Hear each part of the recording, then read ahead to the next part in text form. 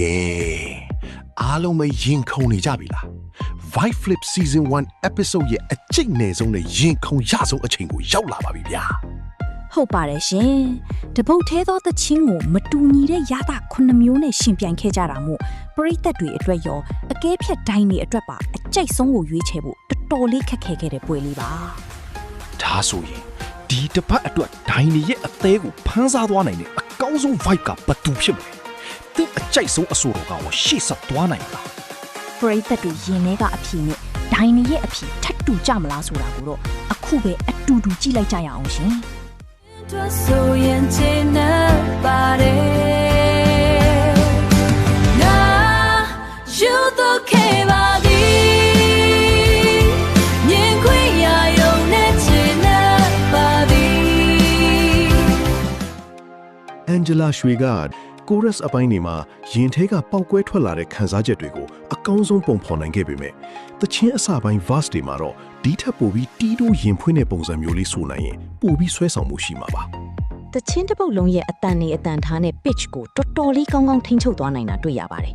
စာသားအတန်ထွက်တွေလည်းရှင်းလင်းပြတ်သားတယ်ဒါပေမဲ့အမြင့်တန်ကိုအားယူပြီးဆွဲဆိုရတဲ့အပိုင်းတွေမှာအသက်ရှူတန်နည်းနည်းကျန်းသွားတာသတိထားမိတယ်တီးလုံးပိုင်းကတော့တော်တော်လေးတည်တက်ပြီးနားထောင်လို့ကောင်းတဲ့ pop ballad style အပြည့်ပါပဲဒါပေမဲ့ဒီလိုပုံစံကမြန်မာသချင်းတွေမှာခဏခဏကြားနေရတဲ့ပုံစံမျိုးဖြစ်နေလို့ကိုယ်ပိုင်ဟန်ဖြစ်မဲ့အသစ်အဆန်းထည့်သွင်းမှုလေးတွေပါဝင်ရင်ပိုမိုက်မယ်ဗျာအားလုံးခြုံကြည့်ရင်တော့တည်တက်တဲ့တင်ဆက်မှုတစ်ခုပါကျွန်တော်တို့၃ယောက်ရဲ့ပြန်မြရမှတ်ကတော့89မှတ်ရရှိပါတယ်နောက်ထပ်လည်းဆက်ကြိုးစားပါဦးကဘာကြီးကလင်းလက်သွားပြီကိုရရှိတဲ့နေရာလေးကခိုးချရတဲ့အဝေးတနေရာပါပဲ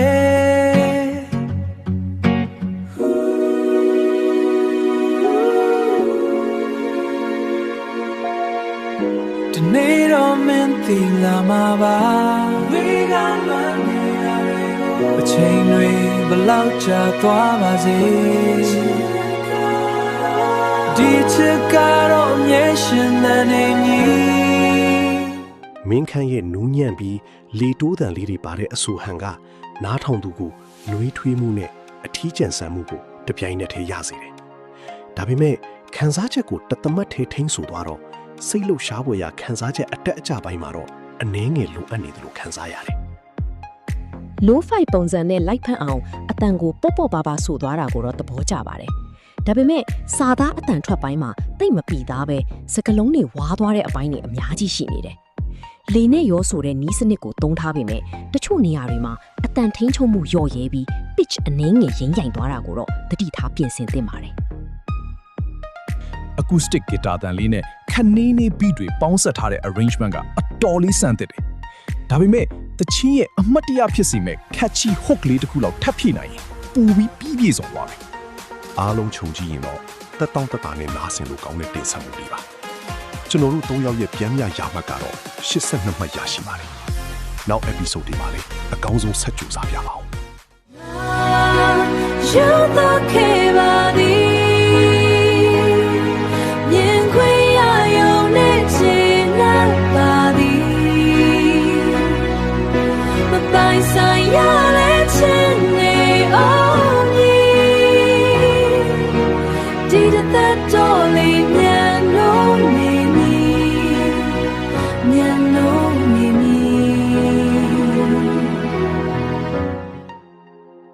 ယွန်းလေးအနေနဲ့ဒီသချင်းလေးရဲ့နာကျင်လွမ်းဆွေးရတဲ့ခံစားချက်တွေကိုအတော်လေးပြည်ပြင်းအောင်တည်ဆိုသွားနိုင်ပါတယ်။ပြေးသက်ရင်နဲ့ရောက်အောင်လဲပို့ဆောင်နိုင်စွမ်းရှိတယ်။ဒါပေမဲ့သချင်းရဲ့အထွတ်အထိပ်ရောက်တဲ့ climax အပိုင်းတွေမှာတော့ခံစားချက်ကိုဒီထက်ပိုပြီးပွင့်ထွက်သွားအောင်ဆိုနိုင်ရင်ပိုကောင်းမယ်လို့မြင်ပါတယ်။မြန်မာစာသားအတန်ထွက်ရှင်းလင်းပြတ်သားတာကိုတော့ချီးကျူးခြင်းပါတယ်။ဒါပေမဲ့အတန်နှိမ့်ကနေအတန်မြင့်ကိုကူးပြောင်းတဲ့နေရာတွေမှာ pitch အနှင်းငယ်မတီးမငြိမ်ဖြစ်သွားတာသတိထားမိတယ်။အသက်ရှူနည်းစနစ်နဲ့အတန်ထိန်းချုပ်မှုကိုဒီထက်ပိုပြီးစနစ်တကျလေ့ကျင့်ဖို့တော့လိုဦးမယ်။ခံစားချက်ရင့်ရင့်သချင်းတစ်ပုဒ်ကိုခေရည်စည်းကြောင်းနဲ့ညီသေသက်စွာဖန်တီးထားတာနားထောင်လို့အယမ်းကောင်းတယ်။ဒါပေမဲ့တီဆိုသူရဲ့ကိုယ်ပိုင်ဟန်တိတ်မပေါ်လွင်ပဲကြားဘူးနေကြပုံစံမျိုးဖြစ်နေလို့ရှေ့လျှောက်ကိုယ့်ရဲ့တီးသန့်အမှတ်သားတစ်ခုကိုဖန်တီးနိုင်လို့စူးစမ်းစေချင်တယ် အားလုံးခြုံကြည့်ရင်တော့အားသာချက်တွေအများကြီးရှိတဲ့တီဆိုမှုပါပဲကျွန်တော်တို့၃ယောက်ရဲ့ပြန်မြရမှတ်ကတော့81မှတ်ရရှိပါတယ်ရှေ့ဆက်ပြီးအများကြီးစူးစမ်းသွားပါဦး Feel like the chain dying ma Kabati ga lin let twa bi Ko ya shi de ne ya le ga Ko che ya de awe de ne ya ba be De ne ro min ti la ma ba Awe ga luan ni da re go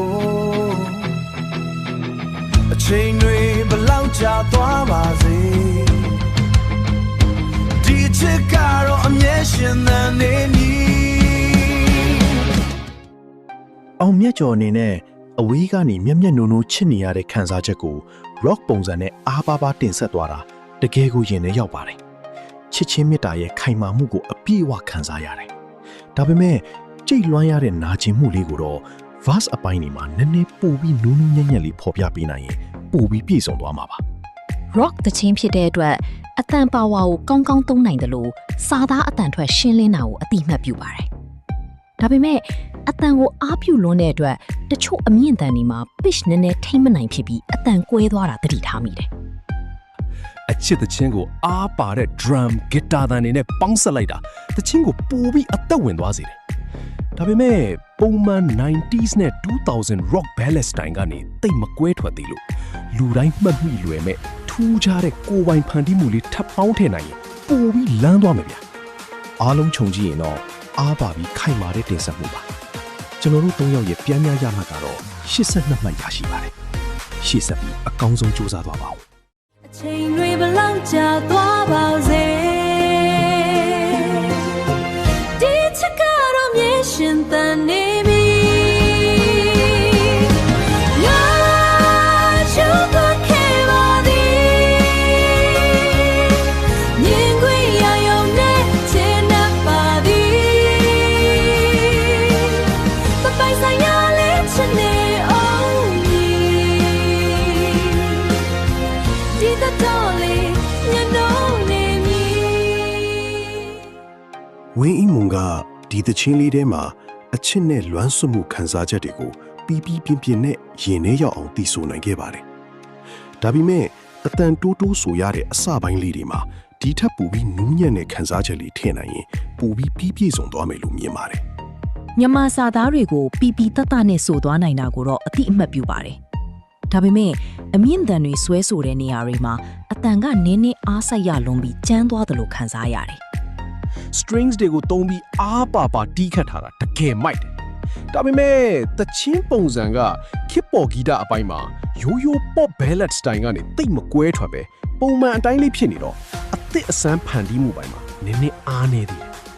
အားလုံးခြုံကြည့်ရင်တော့စူးစမ်းမှုအပြည့်ပါတဲ့တင်ဆက်မှုပါကျွန်တော်တို့၃ယောက်ရဲ့ပြန်မြရမှတ်ကတော့89မှတ်ရရှိပါတယ်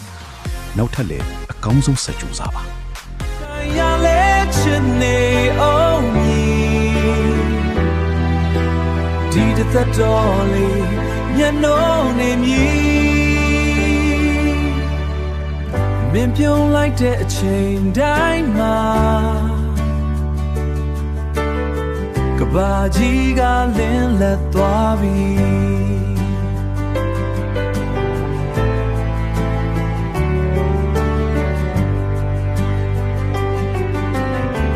ကိုရရှိတဲ့နေရာလေးကခိုးချရတဲ့အဝေးတနေရာပါပဲငါယူတော့ခဲ့ပါသည် အဝေးကနေချစ်ရတဲ့နာကျင်မှုကိုခက်ကြမ်းကြမ်းနဲ့ပေါက်ကွဲထွက်လာတဲ့ခံစားချက်မျိုးနဲ့တင်ဆက်သွားတာကိုတွေ့ရပါတယ်ဒါပေမဲ့လွမ်းဆွမှုရဲ့နူးညံ့တဲ့အပိုင်းလေးတွေကိုတော့အနည်းငယ်လွှမ်းမိုးသွားတယ်လို့ခံစားရတယ် အတန်ပါဝါကောင်းကောင်းနဲ့ rock style ကိုပီပီပြင်းပြင်းတီးဆိုသွားနိုင်တာချီးကျူးစရာပါစာသားအတန်ထွက်ရှင်းလင်းပေမဲ့အမြင့်တန်တွေမှာအတန်ကိုအရန် push လုပ်လိုက်တဲ့အတွက်နည်းနည်းကျန်းသွားပြီး vocal control လွတ်သွားတဲ့အပိုင်းတချို့ရှိတယ်အတန်ကိုအားသုံးတာထက်စနစ်တကျထိန်းဆိုနိုင်ဖို့ကပိုအရေးကြီးပါတယ် အချစ်တချင်းအီးအီးလေးကို drum နေ guitar သံနေနဲ့အမိုက်စားပြောင်းလဲဖန်တီးလိုက်တာတကယ်ကိုစမ်းသစ်ပြီးစိတ်လှုပ်ရှားစရာကောင်းပါတယ်တီဆိုသူရဲ့ဟန်ကလည်းတချင်းနဲ့လိုက်ဖက်ပါတယ်ဒါပေမဲ့ melody အပြောင်းလဲလေးတွေမှာကိုယ်ပိုင်ဖန်တီးမှုနည်းနည်းထက်ထည့်နိုင်ရင်တော့ပိုပြီးပြည့်စုံသွားမယ်ဗျာ အားလုံးခြုံကြည့်ရင်တော့အားပါပြီးစမ်းသစ်တဲ့တင်ဆက်မှုတစ်ခုပါကျွန်တော်တို့၃ယောက်ရဲ့ပြန်မြရမှတ်ကတော့83မှတ်ရရှိပါတယ်ရှေ့ဆက်ပြီးအကောင်းဆုံးစူးစမ်းသွားပါ ဖွင့်ပြောဖို့အခွင့်အရေးမရှိလဲဒီရင်ထဲမှာမင်းတယောက်တည်းပါ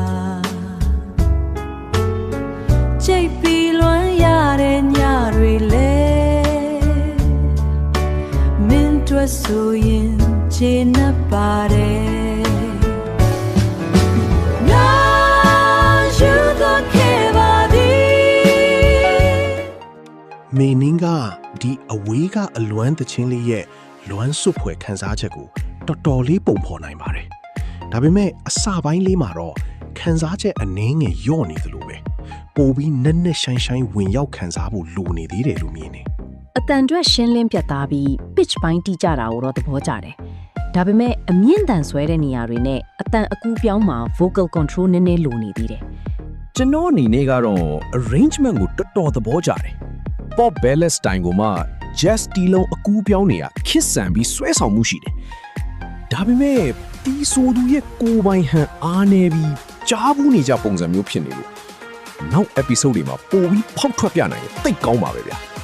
ကျွန်တော်တို့၃ယောက်ရဲ့ပြန်မြရမှတ်ကတော့82မှတ်ရရှိပါတယ်နောက် episode အတွက်ဆက်ကြိုးစားပါ